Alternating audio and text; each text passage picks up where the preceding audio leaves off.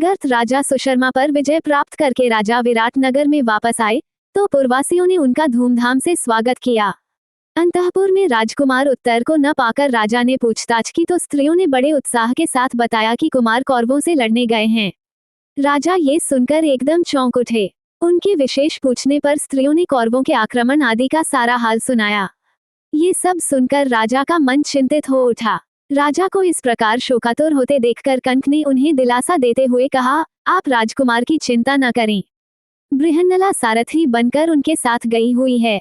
कंक इस प्रकार बातें कर ही रहे थे कि इतने में उत्तर के भेजे हुए दूतों ने आकर कहा, राजन आपका कल्याण हो, राजकुमार जीत गए, कौरव सेना तितर बितर कर दी गई है, गायें छुड़ा ली गई हैं। ये सुनकर विराट आंखें फाड़कर देखते रह गए। उन्हें विश्वास ही न होता था कि अकेला उत्तर कौरवों को जीत सकेगा। पुत्र की विजय हुई, ये जानकर विराट आनंद और अभिमान के मारे फूले न समाये। उन्होंने दूतों को असंख्य रत्न एवं धन पुरस्कार के रूप में देकर खूब आनंद मनाया।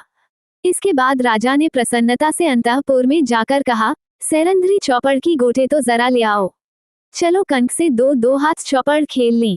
आज खुशी के मारे मैं पागल सा हुआ जा रहा हूँ। मेरी समझ में नहीं आ रहा है कि मैं अपना आनंद कैसे व्यक्त करूं। दोनों खेलने बैठे। खेलते समय भी बातें होने लगी। देखा राजकुमार का शौर्य, विख्यात कौरव वीरों को मेरे बेटे ने अकेले ही लड़कर जीत लिया।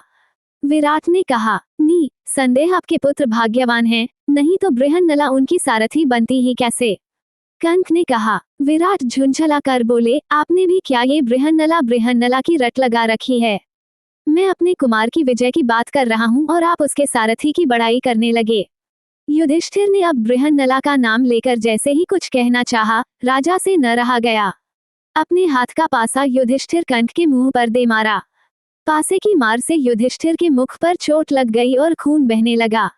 इतने में द्वारपाल ने आकर खबर दी कि राजकुमार उत्तर बृहन्नला के साथ द्वार पर खड़े हैं, राजा से भेंट करना चाहते हैं। सुनते ही विराट जल्दी से उठकर बोले, आने दो, आने दो। कंक ने इशारे से द्वारपाल को कहा कि सिर्फ राजकुमार को लाओ, बृहन्नला को नहीं। युधिष्ठिर को भय था कि कहीं राजा के हाथों उनको जो चोट लगी है उसे देखकर अर्जुन गुस्से में कोई गड़बड़ी न कर दे। यही सोच उन्होंने द्वारपाल को ऐसा आदेश दिया। राजकुमार उत्तर ने प्रवेश करके पहले अपने पिता को नमस्कार किया, फिर वह कंक को प्रणाम करना ही चाहता था कि उनके मुख से खून बहता देखकर चकित रह गया। उसे अर्जुन से मालूम हो चुका था कि कंक तो असल में युधिष्ठिर ही हैं। उसने पूछा, पिताजी इनको किसने ये पीड़ा पहुंचाई है। विराट ने कहा, बेटा क्रोध में मैंने चौपड़ के पासे फेंक मारे। क्यों, तुम उदास क्यों हो गए। पिता की बात सुनकर उत्तर कांप गया। विराट कुछ समझ ही न सके कि बात क्या है। उत्तर ने आग्रह किया तो उन्होंने कंक के पांव पकड़कर क्षमा याचना की। इसके बाद उत्तर को गले लगा लिया और बोले, बेटा बड़े वीर हो तुम। उत्तर ने कहा, पिताजी मैंने कोई सेना नहीं हराई, मैं तो लड़ा भी नहीं। बड़ी उत्कंठा के साथ राजा ने पूछा, कौन था वह वीर, कहाँ है वह, बुला लाओ उसे। राजकुमार ने कहा, पिताजी मेरा विश्वास है कि आज या कल वो अवश्य प्रकट होंगे। थोड़ी देर तक तो पांडवों ने सोचा कि अब ज्यादा विवाद करना और अपने को छिपाए रखना ठीक नहीं है। ये सोचकर अर्जुन ने पहले राजा विराट को और बाद में सारी सभा को अपना असली परिचय दे दिया। लोगों के आश्चर्य और आनंद का ठिकाना न रहा। सभा में कोलाहल मच गया। राजा विराट का हृदय कृतज्ञता, आनंद और आश्चर्य से तरंगित हो उठा। विराट ने कुछ सोचने के बाद अर्जुन से आग्रह किया कि आप राजकन्या उत्तरा से ब्याह कर लें। अर्जुन ने कहा, राजन आपकी कन्या को मैं नाच और गाना सिखाता रहा हूँ, मेरे लिए वह बेटी के समान है, इस कारण यह उचित नहीं है कि मैं उसके साथ ब्याह करूं।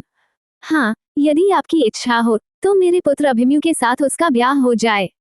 राजा विराट ने यह बात मान ली। इसके कुछ समय बाद दुर्योधन के दूतों ने आकर युधिष्ठिर से कहा, कुंती पुत्र महाराज दुर्योधन ने हमें आपके पास भेजा है। उनका कहना है कि उतावली के कारण प्रतिज्ञा पूरी होने से पहले अर्जुन पहचाने गए हैं, इसलिए शर्त के अनुसार आपको 12 बरस के लिए और वनवास करना होगा। इस पर युधिष्ठिर हंस पड़े और बोले, दूतगण शीघ्र ही वापस जाकर दुर्योधन को कहो कि वो पितामह भीष्म और जानकारों से पूछकर इस बात का निश्चय करे कि अर्जुन जब प्रकट हुआ था तब प्रतिज्ञा की अवधि पूरी हो चुकी थी या नहीं।